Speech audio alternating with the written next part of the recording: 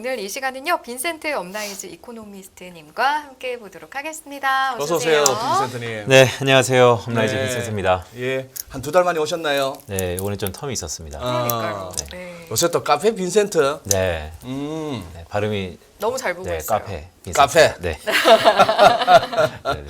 지금 몇 회 정도 나갔나요? 저희가 이제 녹화 방송인데요. 네. 편집의 텀이 좀 있어서 지금 네 번째 녹화는 끝낸 상태고 방송은 3회까지만. 방송은 3회까지. 네, 4회에는 여러분들이 좋아하시는 이진우 소장님이 네, 저? 네. 와. 여러분 맞아요. 꼭 봐주세요. 네. 그때 우리은행 민경원 연구원하고 네. 환율 한번 짚어봤었는데. 아. 예. 지금 우리 업라이즈에 가셔가지고 우리 네. 빈센트님이 하시는 업무가 뭐죠? 일단 크게 두 가지 업무를 합니다. 첫 번째로는 이제 인플루언서로서 대외 활동을 하고요. 인플루언서로서. 네, 그런 것의 연장선상에서 오늘도 자리가 있다라고 보시면 되고, 두 번째는 이제 멀티 패밀리 오피스라 그래서요. 네, VIP들, 하이네월스 인디비주얼, 그러니까 고액 자산가들, 양극화 시대에 고액 자산가들을 대상으로 컨설팅 업무를 합니다. 그러시구나. 어차피 오늘 가져오신 자료를 보더라도 이코노미스트로서의 어떤 김두원, 빈센트 그 향기가 물씬 풍기는데 2023년 자산시장 전망? 네. 이거 오늘 1시간 들으면 내년에 돈 좀 벌 수 있나요? 뭐 선택은 본인이 하시는 건데. 시원하게 네라고 해주셨어야 되는데. 네. 왜냐하면 일단 전망이 다 쏠려 있습니다. 어느 쪽으로요? 불안하다. 불안하다. 네. 그리고 침체가 왔다. 침체. 네. 그래서 일단 제목부터 보시면 업사이드 리스크이고요. 저도 전망을 매년 하는 입장이지만 이 시간이 되면 이 순간이 되면 매우 좀 조심스럽습니다. 왜냐하면 결국 전망이 쏠렸다라는 것은 과거 경험상 항상 반대급부의 기회비용이 훨씬 더 커지는 것이거든요. 그런 의미에서 보면 열린 자세로 또 내년을 바라보자라는 말씀을 드리고 싶고요. 그런 의미에서 제목은 일단 업사이드 리스크입니다. 네. 여기서의 업사이드는 리스크일 수도 있고 단순히 아니면 정말로 자산시장이 우리가 생각한 것보다 좀 더 일찍 반응해서 모든 사람들이 불안해하고 움츠려들 때 생각보다 빨리 업사이드가 나올 수 있는 가능성을 좀 염두에 두자라는 말씀도 드리고 싶습니다. 통상 업사이드로 주가가 오른다라는 차원으로 치면은 네. 자산 가격이 오른다라고 치면은 네. 좋은 건데 요즘 가끔씩 업사이드에다가 리스크가 붙더라고요. 네. 그 의미는 뭐죠? 일단 모든 사람들이 포트폴리오를 최근에 예금 금리가 매우 매력적이죠. 맞아요. 그러다 보니까 채권 시장으로 돈이 몰리고 있고 네. 뭐 부자와 가난한 사람 아니면 일반인을 막론하고 모든 자산이 다 안전 자산으로 흘러가고 있습니다. 그렇다면 우리가 주식이라고 할 수 있는 위험 자산에는 일단 가벼워진 거죠. 그러니까 탄력성이 훨씬 클 겁니다. 그런 의미에서 우리가 지금 좀 더 늦게 반응하면 생각보다 높아지는 가격 변수, 그러니까 반등하는 가격 변수를 못 잡을 수 있다라는 거, 그런 자산들을 그런 게 훨씬 더 리스크인 것이죠. 한 해를 놓고 봤을 때. 우리 늑대 날라님이 정확하게 표현해 주시네. 돈 벌 기회를 놓칠 위험. 좋은 맞는 말씀이시네요. 정확하십니다. 네, 그래요. 네. 네, 일부러 그러니까 애들러서 얘기했던 이유는 지금 과연 그러니까 매크로가 가장 중요한 콜은 지금이 누울 자리냐 안 누울 자리냐를 판별해 주는 게 가장 중요한 콜인데요. 좀 시기가 어둡다는 측면에서 과연 돈 벌 수 있는 장이 내년에 펼쳐지는 것이냐에 대한 의구심도 있어요. 전망하는 입장에서. 그래서 좀 조심스럽게 시작을 했고요. 오늘 뭐 이렇게 쭉 보시면 먼저 두 갈식으로 항상 서머리부터 말씀 좀 드릴게요. 예. 네네. 김두원이니까 두 갈씩. 아하. 네, 좋습니다. 오늘 다 드릴 수는 없을 것 같아요. 이 얘기를. 예. 근데 제가 준비했던 것 중에 글로벌 국면 판단, 그다음에 미국 경기가 어떻게 될 것이냐, 네. 그다음에 다음 페이지에 있는 인플레이션이 초미의 관심사이잖아요. 그렇죠. 인플레이션이 일시적일 거냐, 영구적일 거냐. 그런데 네. 저는 먼저 콜을 좀 드리면 내년에는 오히려 올해 연말부터 내년 상반기까지는 디플레이션을 걱정해야 될 때라고 봅니다. 예. 그런데 내년 후반부터는요. 지금의 버금가는 인플레이션을 다시 한번 걱정할 때라고 봅니다. 그래요. 후반부터는. 네. 네. 그러니까 기저효과가 사라지는 미국의 물가 지표들이 지금 이 순간부터 꽤 빠르게 하락할 거라고 보고요. 그런 가운데 나타나는 미국의 경기 침체는 뒤의 공포, 디플레이션의 우려를 좀 더 자아낼 가능성이 높아 보입니다. 그런 의미에서 지금은 인플레이션 때문에 모든 것들이 혼재돼 있고 예. 시계가 어두운데 내년 한 6개월만 지나고 보면 오히려 디플레이션에 대해서 우리가 걱정해야 될 때다라고 생각을 하고 있습니다. 뭐 이런 그러면 것들이 그 대목에서 벌써 이렇게 자산 시장이 업사이드 리스크라는 제목하고 또 부딪히잖아요. 맞습니다. 디플레이션이 오는데 무슨 업사이드가 있어? 말씀드렸던 것처럼 지금 한 해 내내 우리가 생각하는 주가는 모든 것의 선행지수죠. 네. 그렇다면 이 디플레이션을 지금 어느 정도 반영하고 있는가가 키인 것 같고요. 내년 후반부에 나타나는 인플레이션에 대해서 주가가 언제 반응할지가 좀 모호합니다. 그러니까 그 시점을 저희가 알 수 없는 것이죠. 그렇기 때문에 상반기에 생각보다 실물 경기가 내려가는 가운데서도 주가가 빨리 반응해서 반등할 수 있는 가능성을 우리가 주목하자라는 말씀을 드리고, 그럼 가장 중요한 것은 뭐 때문에 반등하냐? 글쎄. 네, 연준의 피버팅입니다. 이게 결론인데요. 결국 네. 연주이다. 한번 보시죠. 일단 첫 번째 글로벌 국면의 판단인데요. 네. 이코노미스트가 뭐 모형 갖고 얘기할 때가 가장 간단하면서도 어느 정도는 이해가 되면서도 어느 정도는 챌린지도 있습니다. 제가 갖고 있는 모형 중에 하나가 국면 전환 모형이라는 게 있는데요. 네. OECD 경기 선행지수와 PMI를 가지고 현재 국면을 판별하는 것입니다. OECD 선행지수 기준으로 9월 말이 이미 경기 침체에 들어갔습니다. 이미 들어갔다? 네. 저는 이미 경기 침체에 들어갔다라고 보고 있고, 예. 그런 의미에서 지금의 중앙은행들의 최근에 나오는 속도 조절을 감안하면 저는 훨씬 리즈너블하다라고 보고 있습니다. 왜냐? 이미 경기 침체에 들어갔기 때문에. 이 역시 그러면 오늘 자료에서 도표가 준비가 되어 있는 겁니까? 네, 먼저 좀 보여드리면요. 네. 약간 왔다 갔다 해야 될 것 같은데요. 이겁니다. 오른쪽은 일단 제가 그러니까 설명하기 편하기 위해서 네. 일부 차트를 좀 갖고 왔는데요. 오른쪽 차트에 보시면 OECD 경기 선행지수입니다. 경기 선행지수가 위아래 점선이 있는데요. 이게 표준 편차 1과 마이너스 1의 경계예요. 예. 그 경계를 뚫고 내려갔을 때 항상 경기 침체가 있었습니다. 어. 네, 그래서 이번에도 9월 말 기준으로 그것을 뚫고 내려왔기 때문에 저는 이미 글로벌 경기는 경기 침체에 들어갔다. 그렇다면 미국 기준으로 왜 NBER이 경기 침체를 선언하지 않고 있느냐에 대한 의문이 자연스럽게 따라오는데요. 네. NBER이 보는 6개의 주요 지표들 중에서 고용 관련된 지표들이 아직은 견고한 것이죠. 그런데 이것도 역시 저는 후행 지표로서 곧 빠르게 경기 침체 국면으로 내려올 것이다라고 보고 있고, 그런 의미에서 보면 결국 사후적으로 NBER도 경기 침체를 선언할 가능성이 높은데 그게 올해 4분기를 경기 침체로 정의할 거다. 언제? 내년도 상반기에. 그래서 미리 대비하자라는 말씀 좀 드리고 있고요. 왼쪽 의미는 제가 이제 컨설팅을 주로 할 때 예. 비주얼라이즈하게 보여드리는 도표 중에 하나인데요. 네. 최근 OECD, 그러니까 글로벌리 경기의 수준이 지금 침체 국면에 이미 초입에 들어갔다. 그럼 여기서 이제 궁금한 것은 이런 겁니다. 침체 한번 침체가 들어가면 뭘 저렇게 길어요? 칸이 6개나 되네. 6개 중에 이제 첫 번째 칸이요? 맞습니다. 그런데 이게 이렇게 긴 것이라는 의문이 자연스럽게 들 수 있는데요. 네. 과거 1940년대 이후에 경기 침체 구간의 평균 지속 기간이요. 예. 15개월입니다. 경기 침체 평균 네, 지속 네, 기간이 네. 네. 우리가 흔히 소프트라 그래서 얕은 경기 침체 구간이었을 때는 12개월, 1년 정도이고요. 좀 더 하드했다, 경기 침체가 좀 깊었다라는 것의 기간은 19개월 정도 됩니다. 그래서 이번에 2022년 9월 말 기준으로 경기 침체에 들어갔다라고 저는 보고 있기 때문에 네. 적어도 경기 침체를 그럼 언제 벗어날 수 있는 것이냐라고 하면 내년도 상분기 말을 보고 있습니다. 그러니까 경우의 수가 소프트한 경우 그리고 하드한 경우로 네. 나눠지겠네요. 맞습니다. 그렇기 때문에 미국 경제의 내년도 가장 큰 화두는 이미 경기 침체에는 들어간 것이고 그게 하드일지 아니면 소프트일지인데요. 저는 소프트라고 보고 있습니다. 그렇게 보는 이유는 네. 뭐 뒤에서도 말씀드리겠지만 일단 보시는 것의 왼쪽 차트, 예. 미국의 주택시장 관련된 지표인데요. 이 지표 하나가 현재 미국의 주택시장이 한국과 더불어서 얼마나 위험한지를 보여주고 있는 것입니다. 파란색은 심리지수예요. 서베이 지표입니다. 예. 서베이 지표. 네, 서베이 지표는 약간 쏠림이 있죠. 예. 그냥 안 좋을 때는 더 크게 하락하는 폭이 깊을 수 있고요. 최근에 이 내려가는 속도를 한번 보시죠.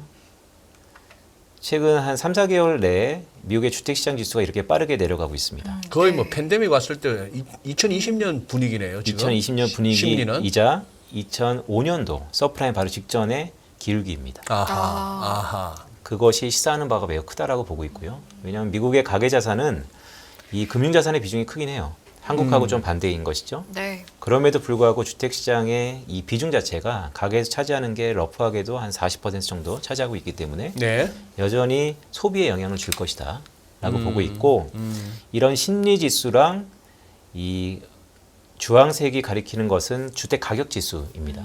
주택가격지수도 따라서 내려오고 있다. 네.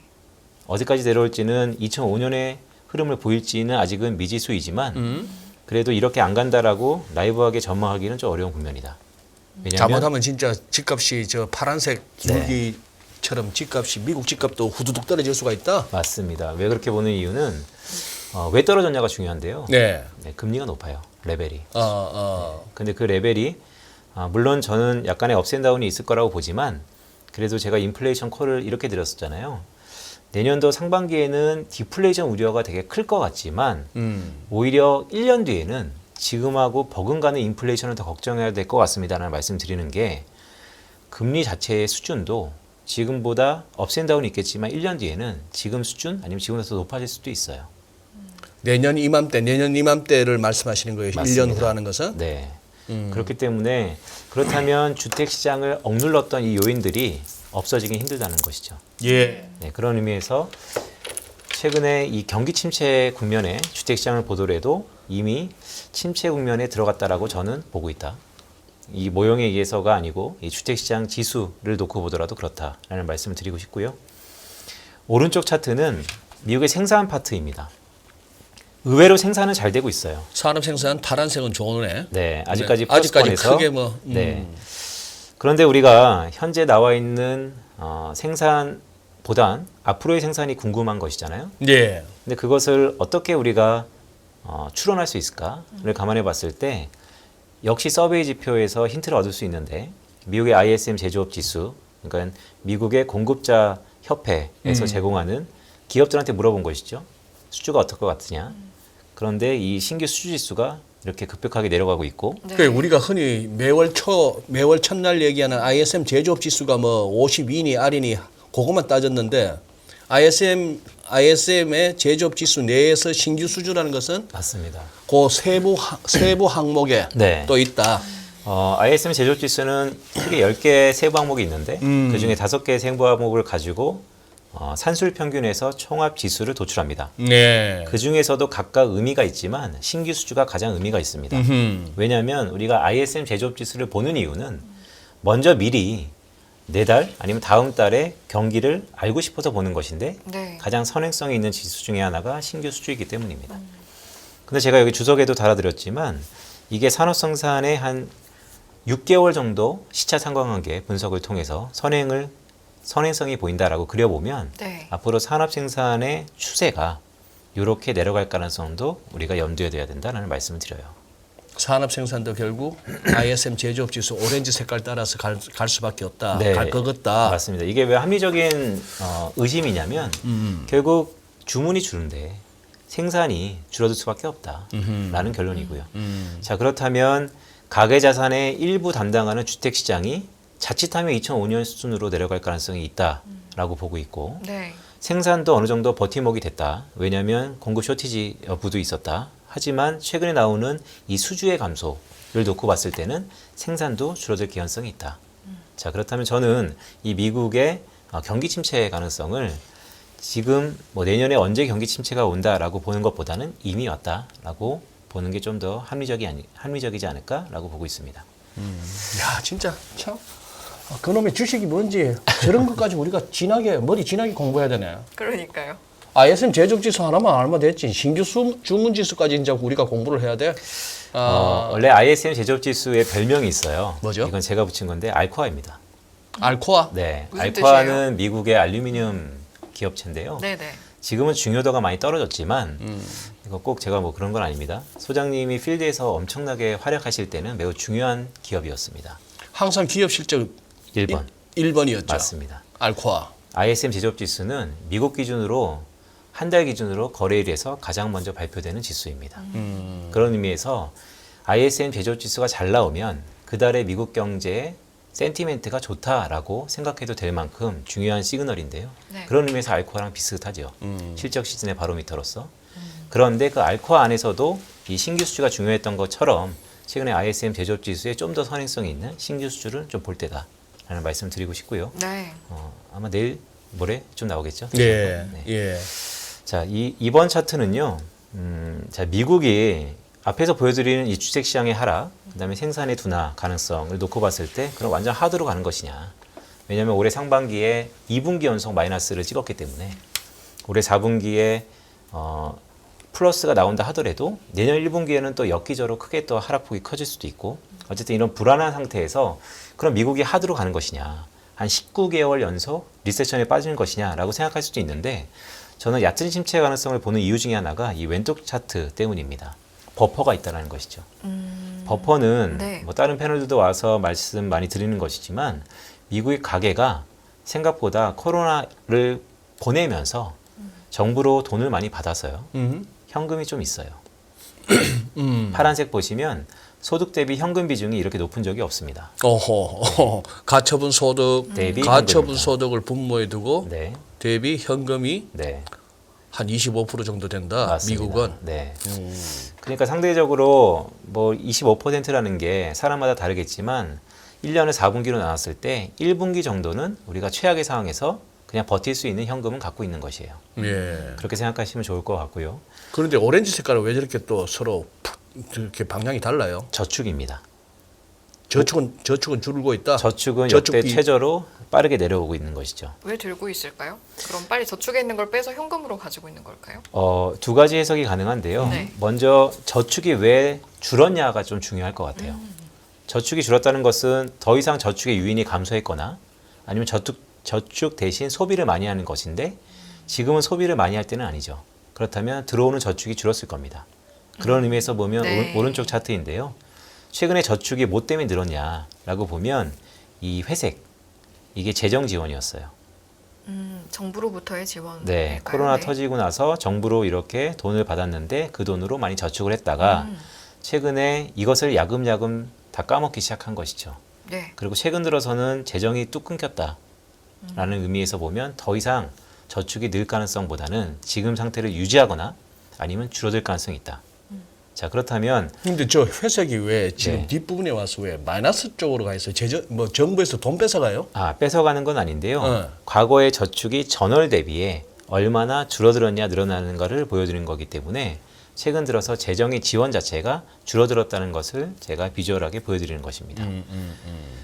왼쪽 차트는 이제 현금인데요. 그럼 결국 키는 하나예요. 이 현금 언제 소진될 것이냐. 네. 네, 그렇기 때문에 이 현금이 결국 가계의 완충망이 될 수 있다라고 보는데 저는 이거 하나만 갖고 미국이 경기 침체에 빠지지 않을 거야 아니면 미국이 그래도 괜찮을 거야라고 생각하기보다는 네. 경기 침체의 그 진폭을 좀 더 줄여주지 않을까라고 생각하고 있습니다. 그러면 이제 아까 말씀하신 것처럼 지금 그나마 남아있는 현금으로 버텨낼 수 있기 때문에 소프트하게 보시는 건데 네. 어느 정도 선까지 버텨낼 수 있을 것인가도 네. 중요할 것 같아요. 네.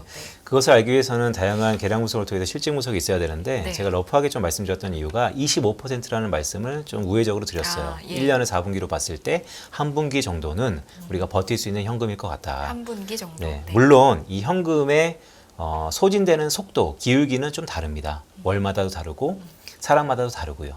하지만 최근에 나타났던 이 현금이 어쨌든 러프하게 보면 한 분기 정도는 좀 버틸 수 있을 가능성을 네. 좀 보고 있다라고 보고 있습니다. 알겠습니다. 자, 그런 의미에서 저는 MBR이 민간 기업이거든요. 전미경제연구소가 되게 정치적으로 아마 경기 침체를 선언할 텐데 이 현금이 다 소진되는 과거의 수준으로 복귀하는 아마 내년 상반기 1분기 말쯤 이때 아마 올해 4분기가 경기 침체였다라고 선언하지 않을까라는 생각도 갖고 있고 그런 의미에서 보면 FOMC 약간의 점핑인데요. 3월달 내년 FOMC가 아마 피버팅의 분수령에 좀 가까워지지 않을까라고 보고 있습니다. 여기서 피버팅은 의미가 두 가지인데요. 금리를 올리다가 줄이는 것도 저는 얕은 피버팅이라고 보고요. 인하는 것은 과감한 피버팅이라고 보고요. 예. 그래서 지금 10월 FOMC를 앞두고 있는데 10월 FOMC부터 3월 FOMC까지 이 구간에 분명 연준 내에서 변화는 있다. 이미 변화는 시작됐다. 근데 그 시작되는 걸 갖고 이미 11월 달 FOMC 의사록에서도 많이 힌트가 나오고 있지만 잠깐만. 네. 그러면 빈센트님, 그 연준의 이제 피봇 쪽으로, 연준의 스탠스 변화 쪽으로 이제 넘어가기 전에 우리 만여쭈님이 이렇게 말씀하시는데 현금의 개념이 뭐냐 이러시고 지금 현금이 혹시 그러면 저축 플러스 대출인가 했는데 저도 아까 보여주신 저 차트의 왼쪽 거 네. 조금만 더 개념 한번 저도 약간 의문스럽네요. 네. 현금은 뭐며 저축은 뭐야? 내가 저축해놓은 것도 내 거의 뭐 언제든지 뺐으면 되니까 현금이라 봐도 되는 거 아니에요? 그런 개념이 아니고 여기서 어떻게 정의했냐가 궁금한데. 네네. 네. 현금은 only cash이고요. only cash. 네네. only cash이고요. 저축도 사실은 캐시의 대부분이 저축인 것이죠. 그렇죠. 네. 그래서 저축과 현금이 비슷한 개념이라고 보시면 될 것 같습니다. 저축과 현금이 비슷한 개념이다. 그런데 저렇게 그래프가 확 한 놈은 치솟고 한 놈은 빠지니까. 네네. 저축의 개념이 현금보다는 좀 더 큰 범위이고요. 네. 네. 현금은 안에, 저축은 현금 플러스 another를 갖고 있는 게 전부 저축이라고 보시면 될 것 같습니다. 오케이 통과. 예. 이 왼쪽 차트는 이제 미국인데요. 아까 보여드렸던 것은 OECD 전반이었고요. 예. 왼쪽 차트는 미국인데요. 미국도 역시 약간 이렇게 확대를 해드리면요. 네, 이 지금 부분입니다. 자료에서 몇 페이지죠? 자료에서요. 예, 자료 9페이지인 것 같은데요. 9페이지? 5페이지 겁니다. 5페이지. 5페이지인가요? 3, 4, 5, 6, 7, 8, 9페이지입니다. 네, 9페이지. 네. 왼쪽 차트도 미국이 이미 제가 여기는 경기 침체 국면에 진입했다라는 거 9월 기준으로 10월 달까지 나왔는데 두 달 연속 침체 국면에 들어갔다. 그러니까 OECD 전반적인 경기 선행 지수와 미국의 OECD 경기 선행 지수가 지금 같이 가고 있다라는 말씀을 드리고 아까 OECD 거는 제가 이 음영 처리를 안 해놨어요. 예. 근데 요거는 좀 더 보기 편하게 음영 처리를 해드렸습니다. 어떤 의미냐면 이 주황색 그러니까 경기 선행 지수가 이 침체 국면을 터치하고 내려갔을 때 네. 항상 미국의 경기 침체가 9번 중에 8번이 있었다. 제 모형상에서. 근데 이번에도 있다. 그래서 저는 사후적으로 MBR이 경기 침체로 선언할 가능성이 매우 높다. 이렇게 보고 있는 것입니다. MBR이 그냥 자존심 상해가지고 자기들 선언하기 전에 한국에 빈센트가 먼저 선언해가지고 자기들이 자존심 상해가 끝까지 우기면 어떡하지? 그런 자기들 건 침체해라고. 그런 건 아닐 것 같고요. 물론 그럴 가능성이 있죠. 네, 그럴 가능성이 있는데 제가 요 말씀 드리고 싶은 게 첫째 MBR은 정치적인 집단이라는 말씀을 첫째 드리고 싶고 네. 정치적 집단? 네, 정치적인 집단이죠. 민간 기업이니까. 네, 두 번째는요. 과거 이 경기 침체 유간에 요 한 부분 2003년도를 빼고는요. 전부 이 주황색을 터치하고 내려왔을 때는 경기 침체 구간이었습니다. 네. 그래서 확률적으로 놓고 보더라도 이 한 번이 물론 이번에 나타날 수 있는 개연성도 열어두고 되지만 경기 침체 가능성이 높다라는 말씀을 드리고 있습니다. 네, 오른쪽은 잠깐 경제 101으로 갈까요? 베버리지 곡선입니다. 가로축은 실업률이고요. 무슨 곡선? 베버리지 곡선이라고요. 미국 경제학자 베버리지가 이런 곡선상을 보이면서 베버리지? 네, 미국의 고용 베버리지 음료수 아니야? 사람 이름이에요? 네네. 미국의 네, 좋습니다. 네, 미국의 고용 시장을 가로축은 실업률, 세로축은 구인율을 통해서 삼포도를 그려본 것입니다. 네. 얼마나 미국의 고용 시장이 질적으로 괜찮고 현재 수준이 어딘가를 도표화시킨 건데요. 오른쪽으로 갈수록 실업률이 높아지니까 경기 둔화인 것이고요. 위로 갈수록 경기는 과열이다. 우상향할수록 노동이 수급적으로 질적이 악화되어 있는 거고 좌상향할수록 노동이 수급적으로 질적이 개선되어 있는 상태인데요. 최근에 미국의 실업률은 완전 고용 실업률 수준이지만 구인율이 이렇게 높아요. 그것은 노동시장에서의 미스매치. 이 부분들이 우리가 우려하는 것처럼 미국이 임금이 높아지고 있습니다. 하방 경직성이 있는 임금 자체가 높아지고 있어서 이 부분이 나중에 물가에 상당히 부담으로 나타날 겁니다. 라는 것을 보이는 것입니다. 네. 그래서 최근에 보면 앞에 말씀드렸던 것처럼 경기 침체는 들어갔고 지금의 경기 침체가 소비의 버퍼로 인해서 소프트웨이 가능성이 높지만 결국 인플레이션을 놓고 봤을 때 디플레이션 이후에 내년도 후반에 아니면 내후년도에도 계속해서 인플레이션을 보는 가장 큰 이유 중에 하나는 서비스업 물가 상승 플러스 이 임금 상승이 어느 정도 기존으로 깔려 있다라고 보시면 좋을 것 같습니다. 잠깐만 지금 제가 오른쪽에 저 베브리지 네. 현 상황이 지금 저 점들 중에 제일 위에 있는 점이 현 상황이에요? 여기요? 현 위치예요? 아, 지금 현재는 어디예요? 여기 정도 있습니다. 3.7%에 한 이 정도, 6.5. 3.7%에 네. 6.5. 네. 저 점들 촘촘하게 모여 네, 있는 네, 와중에. 네, 한 여기 중간 정도 있습니다. 그러면 저 위에 혼자 둥둥 떠 있는 저거는 언제 쪽이에요? 네, 코로나 바로 직전에 네, 코로나 직전에. 네, 이렇게 올라왔다가 쭉 내려와서 다시 한번 이렇게 올라가고 있는 것이죠. 그래서 전반적으로 이 빨간 선 상에 있는 이 점들이 네. 미국이 정상 상태일 때 실업률과 구인율의 상태예요. 이 빨간 선 위에 있을 점들이. 근데 최근에 침체를 겪으면서 약간 우상향하고 있다는 것은 기본적으로 노동시장에서의 미스매치가 계속해서 나타나고 있다라고 보시면 될 것 같습니다. 코로나 터지고 넘어갔다가 최근에 좀 줄어들긴 했다라고 네. 보시면 좋을 것 같아요. 다시 한번 여기 정리를 좀 해볼까요? 네, 첫 번째 파트입니다. 가장 중요한 콜 중에 하나가 이미 경기 침체가 시작됐다라는 말씀을 좀 드리고 싶어요. 그런 의미에서 최근에 연준의 행태 뿐만 아니고 한국은행도 마찬가지로 속도 조절에 들어갔죠. ECB도 속도 조절 가능성을 피력하고 있고요. 그게 왜 그럴까? 뭐 인플레이션의 피크아웃 가능성도 여지없이 들어가 있겠지만 경기 침체에 대한 우려가 일부 반영되고 있다는 말씀을 드리고 싶고요.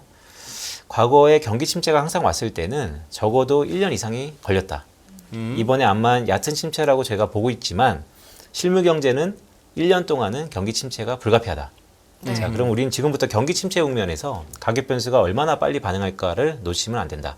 근데 가격 변수가 반응하는 것은 최근에 금리 때문에 아니 연준 때문에 가격 지수가 크게 조정받았기 때문에 연준의 행태가 매우 중요하다.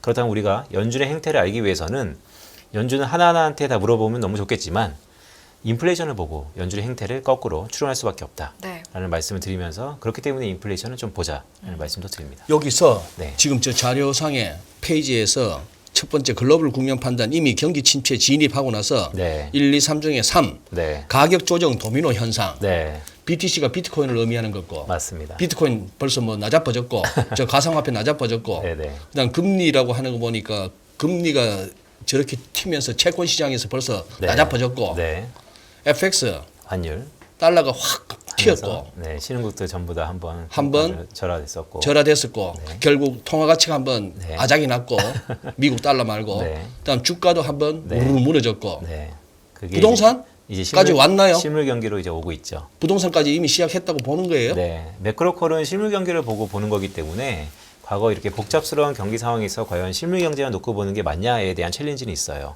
하지만 제가 요 세 번째는 수장님이 잘 짚어주셨지만 비트코인이라는 유동성의 거의 끝단에 있는 베타가 큰 자산부터 시작해서 도미노로 무너지고 있다가 그게 실물 경기까지 왔고 네. 그 실물 경기는 경기 침체를 의미하는 것인데 그게 과거 보면 1년 정도는 넘게 갔다.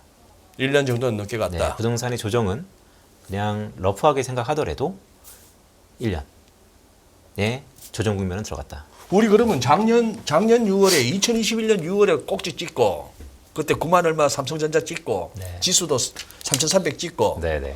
그러면 거의 1년하고도 한 1년하고도 한 5개월째요. 네. 이제 1년 반 접어들어요. 네네. 그럼 우회되는겨. 여기서 가장 중요한 콜이자 예. 제가 궁금한 거는요. 사실 이 주간 전망대에 오면 이 소통이 되게 다양하잖아요. 네. 그래서 사실은 좀 고견도 여쭙고 싶어요. 어떤 거냐면 비트코인부터 시작해서 금리, 환율, 주가, 부동산까지 이렇게 시계 방향으로 자산이 무너지고 있습니다. 무너지고 무너졌다라고 해주세요. 무너지고 있다 하면 아직 남은 거 같잖아. 왜 그런 말씀을 드리냐면 비트코인의 조정이 끝나서 금리로 넘어간 게 아니고요. 최근에는 동시다발적으로 진행되고 있다는 것이에요. 약간의 겹치는 부분들이 다 있습니다. 최근에 그 겹치는 부분들이 실물 경기로 왔고요. 그럼 여기서 가장 간단하게 생각할 수 있는 콜은 먼저 무너진 자산부터 보는 것도 맞아요. 왜냐하면 조정을 먼저 빨리 받았기 때문에. 그런데 과연 이게 우리가 얘기하는 것처럼 리니어상의 선행으로 계속 다시 회복할 거냐에 대해서는 약간의 의구심이 있어요. 중구난방 될 것 같습니다. 왜냐하면 유동성이 중구난방 들어갔기 때문에. 그래서 지금은 일단 부동산의 침체가 아니, 침체보다는 조정이 시작됐다라는 것을 내년에 대비해야 된다는 말씀 드리면서 네. 그럼 저는 이제 개인적으로 어느 자산부터 좀 이제 보는 것이냐라고 하면 과거 경험을 통해 봤을 때 먼저 조정받은 것부터 눈이 가게 되더라고요. 먼저 낮아빠졌던 쪽부터. 네, 왜냐하면 남들이 아무도 쳐다보지 않으니까. 그래서 최근에 디지털 자산하고 금리를 쳐다보고 있습니다. 디지털 자산하고 금리는 규제라는 범주 때문에 아예 다른 자산이다라고 생각하시는 분도 많아요. 그래서 금리, FX, 주가 순으로 금리부터 보시는 분이 있고 아니면 이제는 세대가 바뀌었기 때문에 토탈이 다 본다라고 해서 디지털 자산부터 보시는 분들이 있어요. 그거는 각각의 성향에 따라서 포트폴리오에 따라서 선택하셔라라는 말씀을 드리면서도 저는 전체 자산, 디지털 자산부터 최근에 보고 있다라는 말씀을 좀 드리고 싶습니다. 그러면은 저렇게 점잖게 얘기하니까 나는 막 날로 가야겠다. 코인 사라고? 글쎄요. 제가 사라 그래갖고 사시겠어요. 만현준님께서는 조금 더 점잖게 네. 비트코인이 상승하는지를 그러면 보면 네. 되는 겁니까? 그러니까 전환하는 걸 보면 네. 되나요? 라는 질문이신 것 같아요. 저는 전망을 하는 이유 중에 하나는 내년도 경기 침체가 오니까요. 전부 접고 이제 아무것도 하지 마세요라는 전망은 없죠. 전망은 위험 시그널을 알리면서도 결국에는 업사이드 리스크라는 것을 타이틀로 드렸던 이유는 전망은 안 좋은 것에서도 그나마 좋은 것을 찾으려고 노력하는 게 전망입니다. 저는 모든 자산은 우상향할 거라고 봅니다. 다만 언제가 항상 빠져 있는 것이죠. 그렇죠. 네, 그 그거는 타이밍 잘못 잡으면 네. 뭐. 저는 제가 할 수 있는 것만 말씀드려요. 네, 언제는 저도 모르죠. 그렇다고 이제 그놈의 그 샘 뱅크만 걔도 출세했어. 그래요? 무하마드 빈 살만 정도만 돼야 이제 MBS라고 이렇게 약자로 하는데 이 친구도 뭐 월가나 뉴스에서 네. SBF라고 줄여서 얘기하더만. 그래요? 그만큼 이제 유명 인사인데. 네. FTX 자빠지고 나니까 오늘 또 나온 뉴스가 블록파이? 그거는 뭐 가상화폐 대부업체라면서요. 지금 어떻게 보면은 네. 이쪽 시장은 네. 아직도 아작이 나야 되는 거 아닙니까? 진짜 희망 없던 우리 청춘들 그렇게 불나방처럼 네네. 몰아넣고 이거 다단계 하다가 이제 네네. 벌써 뽀록 난 거 아니냐 이 말이지 내 말은. 일단 비트코인 시장이 그러니까 비트코인이라 얘기는 좀 그렇고 디지털 자산이 갖고 있었던 긍정적인 부분이 있었죠. 그런데 최근에 나오는 이 조정과 신뢰의 결여는 도미노 현상이 좀 있을 것 같습니다. 즉 여파가 좀 있을 것 같습니다. 하지만 여파가 있다고 시장 자체가 없어지는 거 아니다라는 생각을 저는 갖고 있고요. 그렇기 때문에 본다라고 보시면 좀 좋을 것 같습니다. 언제 잡아서 그럼 몇 년 버티면 괜찮아질 거다. 이런 전망은 저도 잘 못하고요. 그런 거에서는 저도 제 능력 바뀌고요. 하지만 이런 자산들이 도미노로 조정을 받았는데 그럼 여기서 거꾸로 그럼 주가를 다시 보고 FX를 보고 금리를 볼 것이냐 아니면 가장 먼저 조정받았던 금리 아니면 디지털 자산을 볼 것이냐라고 본다면 저는 가장 먼저 조정받았던 자산부터 좀 보는 경향이 있다.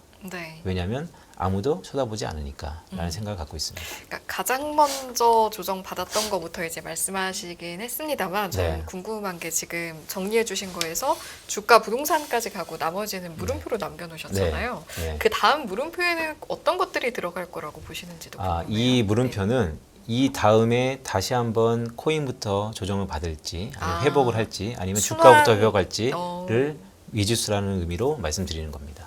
그러면 말 그대로 물음표다. 이거 여기에 대해서는 알 수 없는 부분이다라는 네, 말씀이실까요? 그렇기 때문에 이 부분을 물음표로 놨고요. 하지만 저에게 물으신다면 저는 먼저 조정받은 자산부터 보겠다라는 말씀을 드리면서 그러면 경기 침체 가능성을 높게 보셨고 이미 들어갔다. 네, MBR에 앞서서 한국의 빈센트가 경기 침체라고 선언하노라. 오늘 그런 자리인데 통상 그렇게 되면 네. 뒤따르게 되어 있는 기업 부도는 네. 크레딧 이슈는 늘상 약한 고리가 터지고 네. 있죠. 네. 지금도 뭐 부동산 PF 시장부터 시작해서 회사채 신용도가 낮은 시장부터 다들 캐시를 못 구해서 크레딧 이슈로 다 불거지고 있는데요. 이런 경기 침체 국면의 여파는 제가 굳이 말씀 안 드려도 우리가 경기 침체 국면에 어떤 조정들이 일어나는지를 다 알 수 있을 거예요. 네. 그렇기 때문에 되게 조심하자라는 콜을 드리면서도 그렇다고 그러면 이 모든 자산 시장의 모든 것들을 아예 그냥 신경 안 쓰고 있을 거냐 보다는 네. 생각보다 갑작스럽게 저는 연준이 피보팅할 수 있다라고 말씀을 드리고 있어요. 지난번부터. 뭔가 갑작스럽게 될 겁니다. 왜냐하면 연준은 데이터 디펜던트 한다는 것이 네. 제가 봤을 때는 되게 후행적으로 갑작스럽게 움직일 수 있는 가능성이 높습니다. 그런 의미에서 이렇게 관심을 끄고 있다가 갑자기 연준이 피보팅해서 다시 한번 유동성의 바람이 불면 그때 대응이 안 된다. 그래서 미리 그래서 보자라는 말씀 드리고 있는 거예요. 네, 데이터 의존적이면 오히려 함께 예측해갈 수 있는 게 아닐까요? 그게 갑작스러울까요? 오늘 이제 뒤에 제가 이제 인플레이션의 전망치를 좀 보여드릴 텐데 네네네. 전망한다는 건 되게 중요하면서도 어려워요. 왜냐하면 제가 여태까지 습득한 모든 모형에서의 전망은 과거 추세를 본다든지 아니면 현재 정보가 앞으로도 이어질 거라고 본다든지 네. 아니면 좀 더 업그레이드가 돼서 지금의 주어진 인포메이션이 과거 추세를 타서 이렇게 바뀔 거니까 변한 것이든 어쨌든 지금 현 정보를 갖고 미래를 보는 거기 때문에 엄청나게 시나리오가 있는 것이죠. 네네. 그래서 전망을 갖고 연준이 통화 정책을 펼친다는 것은 아니기 때문에 나오는 지표를 확인하고 움직인다라는 것이기 때문에 생각보다 갑작스럽게 경기 침체가 온다든지 갑작스럽게 디플레이션 압력이 높아지면 연준은 빨리 바뀔 것이다. 네, 라는 네. 말씀을 드리고 싶은 겁니다. 예. 요거 근데 그걸 네. 갖다가 지금 우리가 확인할 수 있는 건 12월 14일 날 FMC인데 네. 내일 파월 의장 연설 그- 있죠. 네. 무슨 어디서 하더라? 네, 고용시장 관련돼서 얘기를 좀 할 것 같은데요. 킹자 들어가는 그 싱크탱크 이름이 뭐죠? 브루킹스? 브루킹스.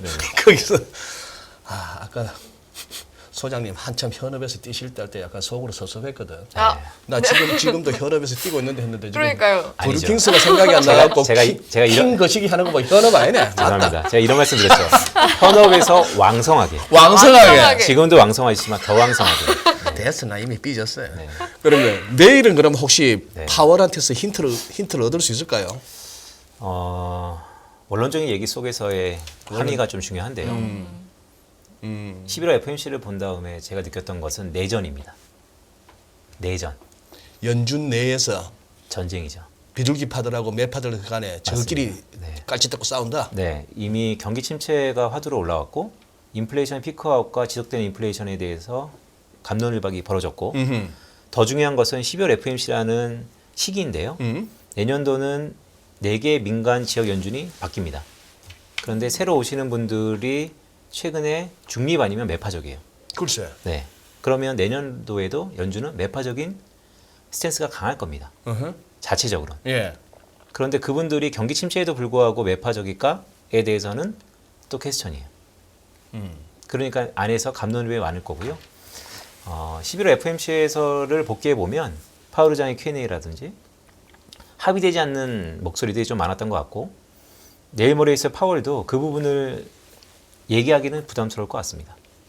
그래서 우리가 12월 달 FMC를 기대하는 것처럼 물론 CME 선물시장에서의 확률이 약간씩은 좀 달라지고 있지만 적어도 자이언트 스텝이라는 75 베이스 포인트의 금리 인상은 아닐 것이다 라는 것에 큰 이견 없이 멘트가 나올 것이다. 그렇겠죠. 하지만 일부 우리가 생각하는 것처럼 피크아웃 됐고 이제는 연준이 완전히 속도 조절에 들어갔고 라고 나이브하게 생각하다가는 오히려 더 크게 다칠 수 있다. 왜냐하면 고용시장 경고하기 때문에 미스매치에도 불구하고 고용시장 때문에 인플레이션의 완벽한 신호가 오기 전까지는 우리는 피버팅이라는 것은 꿈도 꾸지 마라 라는 것을 좀 더 유연하게 얘기할 텐데 지금 시장은 피버팅에 대해서 너무 프라이싱 되고 있는 것도 사실이죠. 예.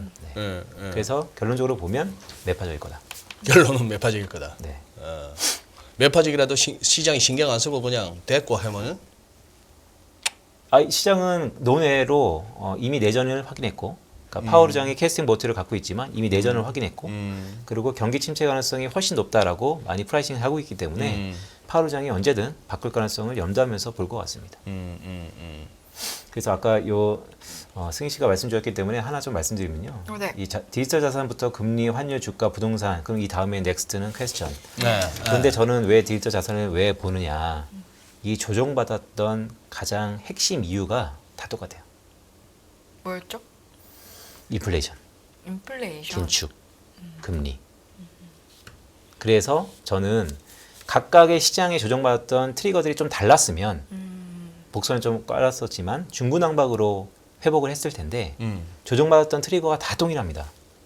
그렇기 때문에 향후 그 동일한 트리거가 약해지든지 아니면 개선되면 먼저 조정받는 것부터 사람들이 볼 거다라는 생각을 갖고 있습니다. 금리 정책 전환만 나와줘도 반응을 할 것이다. 원인에 맞게. 네, 해석은 뭐 분분합니다. 네. 네. 라고 저는 해석이 되기도 네, 하네요. 고맙습니다. 비트코인이나 금리나 채권 시장이나 FX 쪽이나 주식이나 부동산이 다 똑같은 이유로 흔들렸다? 네.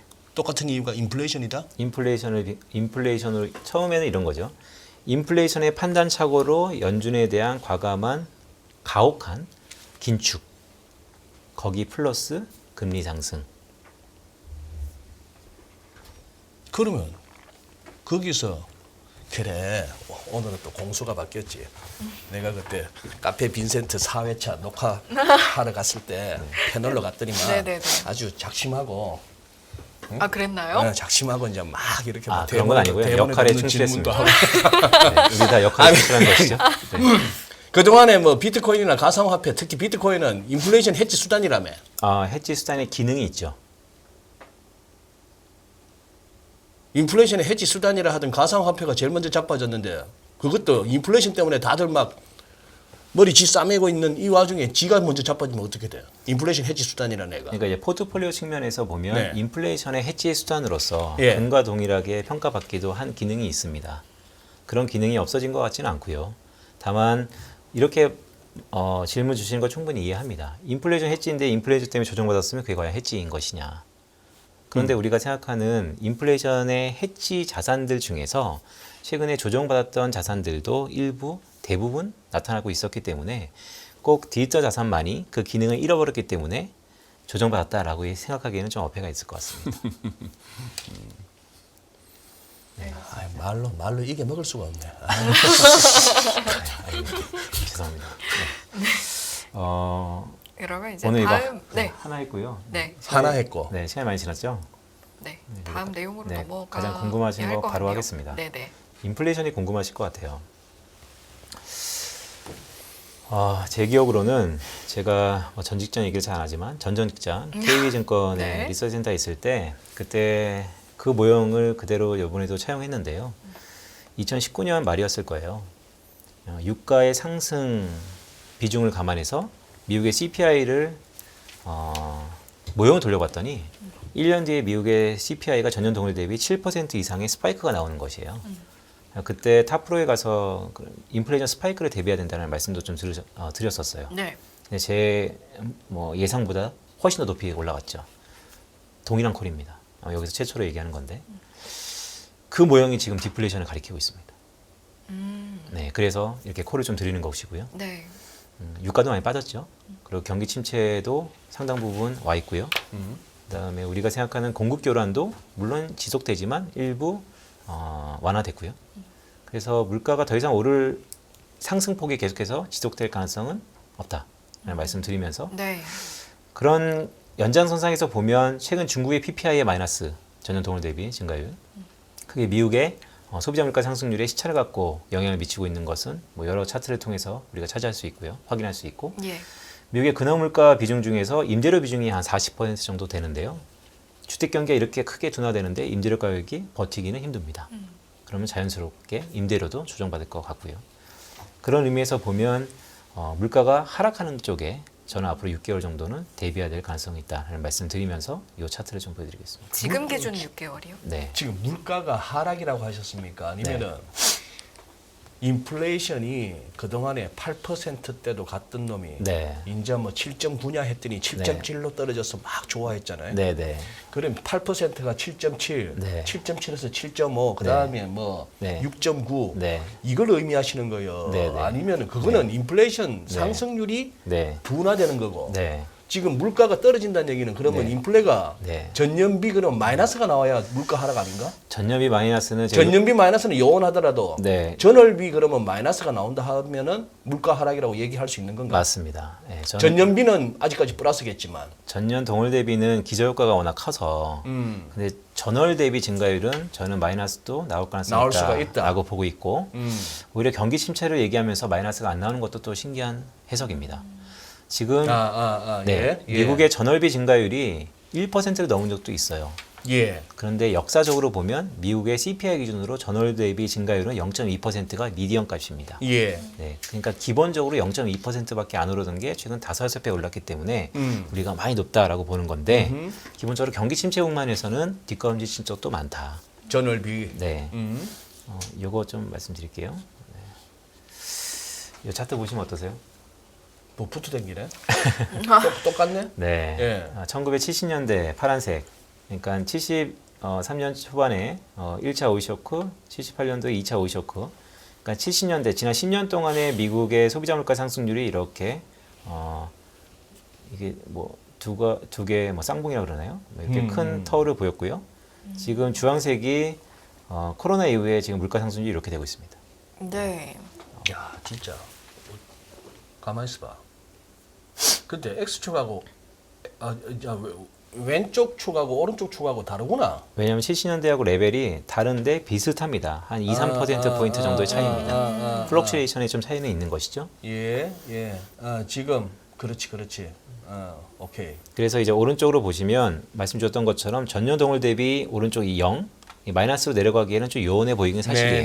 네. 하지만 전월비 마이너스까지는 저는 염두에 두고 바라봐야 된다는 말씀 드린 거고 이렇기 때문에 제가 지금부터 한 6개월 정도는 디플레이션에 대한 우려가 상당 부분 나타날 수 있고요. 근데 그 이후에 다시 물가가 상승한다라는 게 좀 큰 콜이긴 합니다. 왜 그러냐? 네. 첫 번째 그러면은 네. 일단 단기적으로 그러면은 디플레이션 이거 디플레이션을 해야 되나 디스인플레이션을 해야 되나? 네, 편하신 대로 하시죠. 디스인플레이션으로 하시고 싶으신 것 같은데, 네, 디스인플레이션으로 하시면 좋을 것 같습니다. 그 국면이 네, 그 국면이 오다가 결국 나중에 좀 더 심한 인플레이션이 온다. 맞습니다.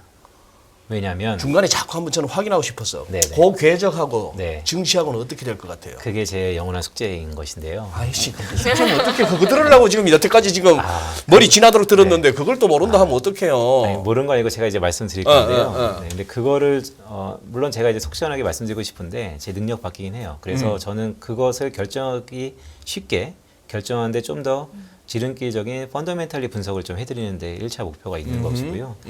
근데 이제 이게 보시면 1970년대랑 지금이랑 왜 비슷하게 흐를 것 같냐라고 네. 보면 과거 70년대 콜드워 냉전 시대와 네. 지금의 뉴 콜드워가 비슷한 판의 변화가 있다라는 말씀을 드리고 싶고요.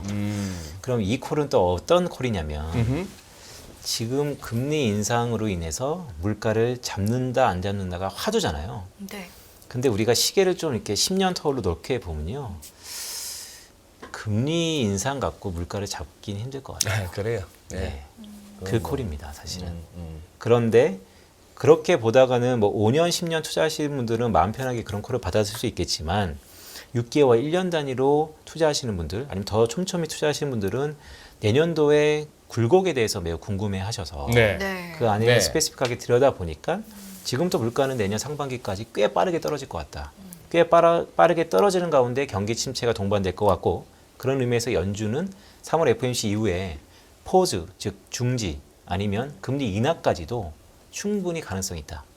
라는 말씀 드립니다. 만약에 네. 금리를 인하한다면 그때는 주가가 어쩔 거냐, 이럴 거냐, 저럴 거냐 아직은 저도 분석 중이지만 과거 경험을 보면 경기 침체 기간에 유동성을 풀어도 주가가 전반적으로 지수가 오른 적은 없다. 하지만 네. 이 유동성으로 인해서 일부 섹터와 일부 산업과 일부 기업들은 꽤 크게 아웃퍼폼 할 가능성도 있다. 라는 말씀을 드리고 싶은 거예요. 다시 마지막 거 다시 한 번 더 해보세요. 뭐라고? 네, 지수 자체가 네. 경기 침체 국면에 좋아진 적은 없어요.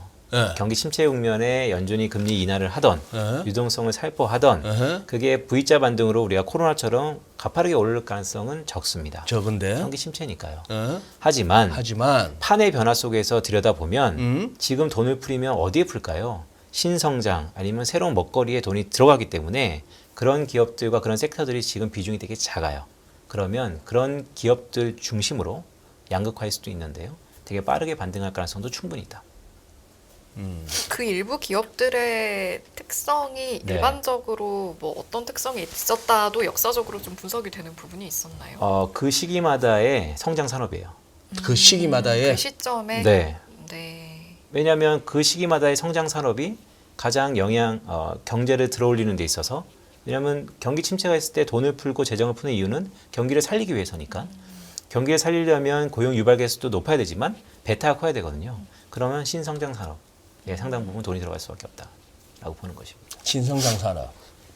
그러면 또 뭐 또 그 시기요? 또 태양광 뭐부터 시작해갖고 또 그런 얘기가 나와야 되는 거예요? 2차 전지 뭐 또 이거예요? 저는 신성장 산업은 지금 2차 전지와 기후 관련된 산업들이 기후 관련.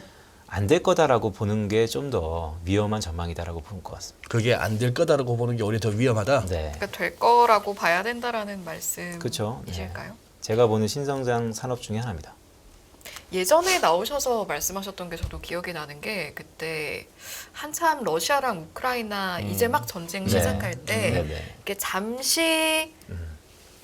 잠시 돌아갔다가 네네. 그러니까 그 어떤 저희가 흔히 말하는 네. 뭐 수소라든지 여기서 네. 네. 화석으로 잠깐 돌아갔다가 오히려 네. 더 가열차게 네. 수소나 뭐 다른 이런 네. 쪽으로 돌아갈 거다라고 말씀을 하셨던 기억이 제가 나는 것 같거든요. 맞습니다. 그러니까 네. 저는 그게 이제 저스틴 타임에서 저스틴 케이스로의 변화라는 네네네네네. 말씀을 드렸었는데요. 결국 효율성 측면에서 들여다보면 과거로 돌아가야죠. 왜냐하면 여전히 싸니까. 그리고 여전히 익숙하니까. 네. 가격 논리니까. 하지만 큰 판의 변화를 우리가 생각해 보면 이제는 과거로 돌아간다고 생각하면 안 된다. 적어도 저는 이렇게 보고 있습니다.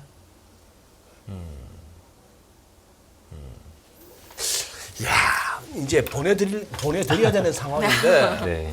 아직 아, 뭐 이렇게 오늘 왜 이렇게 많긴한데요. 오늘 왜 이렇게 빈센트한테 막 대들고 싶지? 아니 판의 변화가 네. 최근 들어서 네. 네. 어쨌거나 10월 들어서 4분기부터 해가지고 이제 우리도 그렇고 바깥도 그렇고 일단 반등은 시작했는데 네.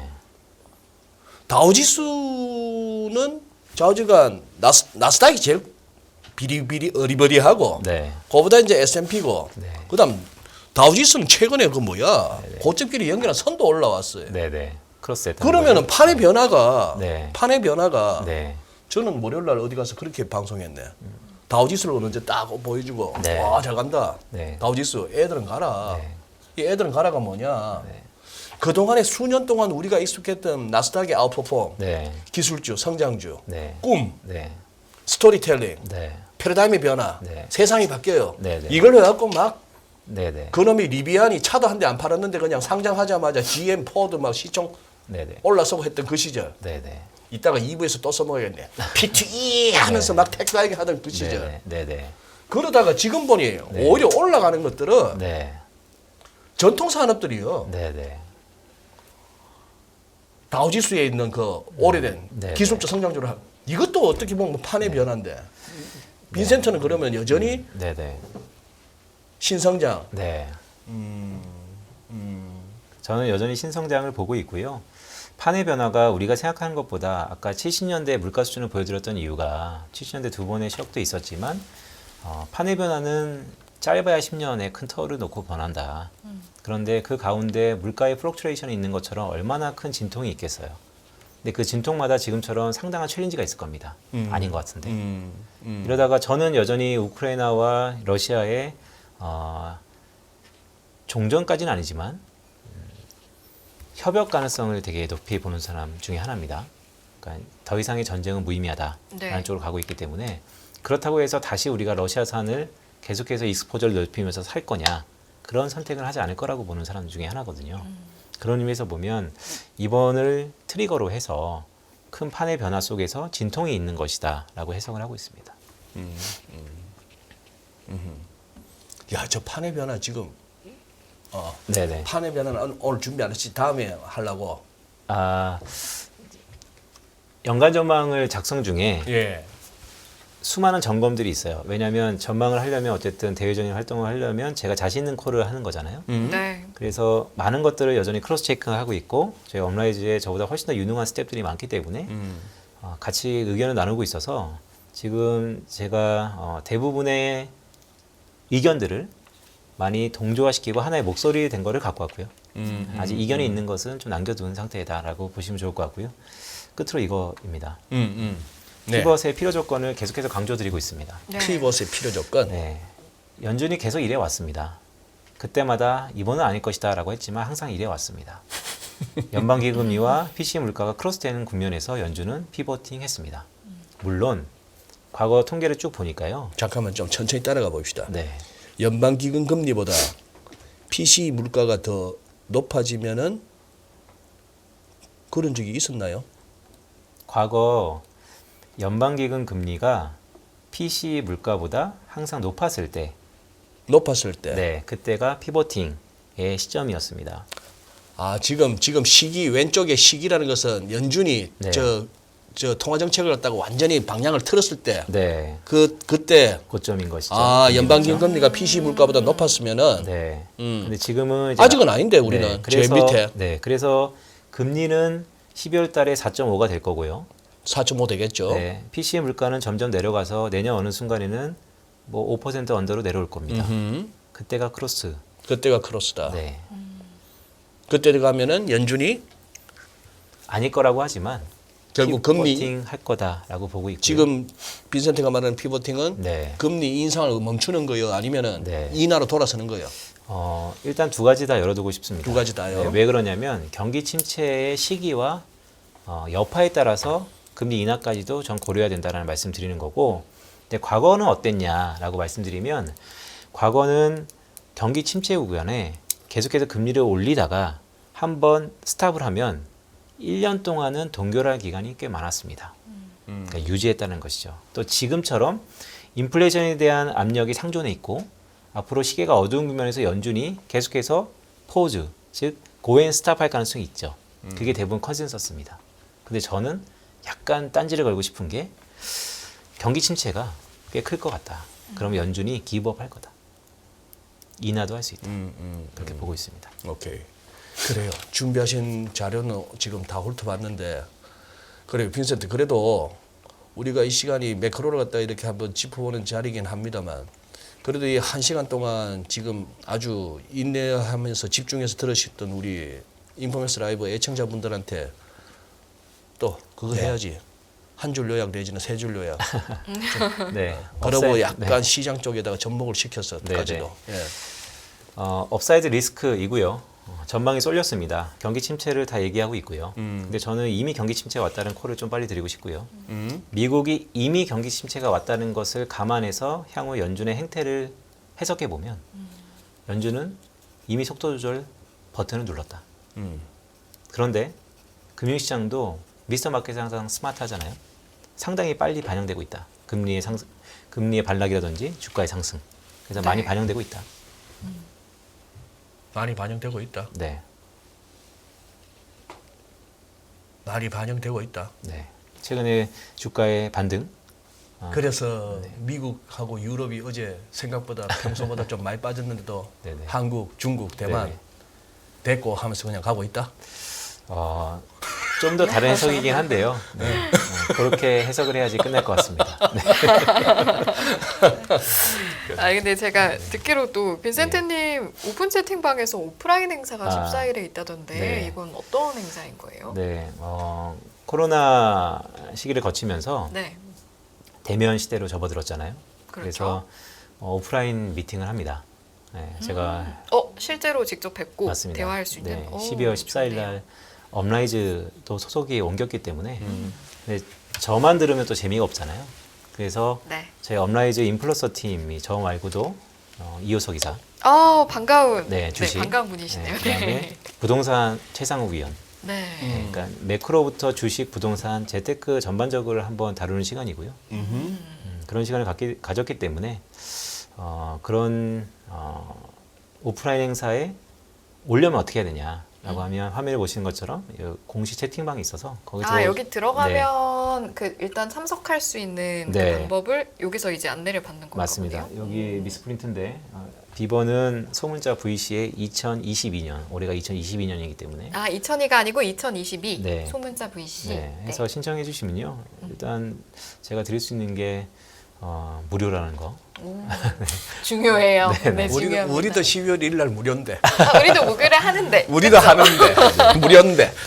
그래서 한번 코로나 터지고 네, 제가 네. 이제 대면 활동을 좀 띄엄띄엄 하다가 이번에 좀 모시고 한번 한다라는 말씀을 가게 드리고 싶습니다. 되면 무슨 이야기 이제 나눌 수 있는 거예요?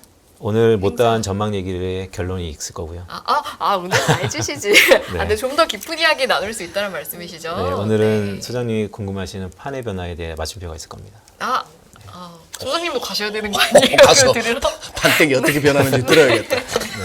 그러니까요. 그래요. 알겠습니다. 자, 빈센트님 보내드릴까요? 네, 알겠습니다. 자, 여러분 이제 조금 전에 안내해드렸던 내용 그리고 이제 채팅방 들어간 링크는 저희가 또 더보기에 올려놨으니까 참고해 주시면 좋을 것 같고요. 오늘 빈센트님과는 여기서 인사 나누고 보내드리도록 하겠습니다. 업라이즈 빈센트 이코노미스트님과 1부 함께했습니다. 고맙습니다. 고맙습니다. 고맙습니다.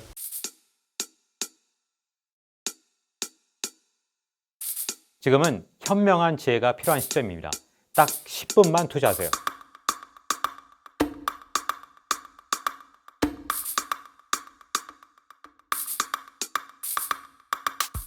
제 영혼을 갈아 넣었습니다. 다음이 뭔지 궁금하지 않으세요? 이제는 더 이상 늦출 수가 없습니다. 전례 없는 금리 인상이죠. 환율 너무 어려워요. 결론만 알려주세요. 당신은 외환 모태솔로입니다. 환율, 그동안 너무 어려우셨죠? 이제는 쉽다 말할 수 있을 거예요. 오늘부터 환율과 썸 타시겠습니까?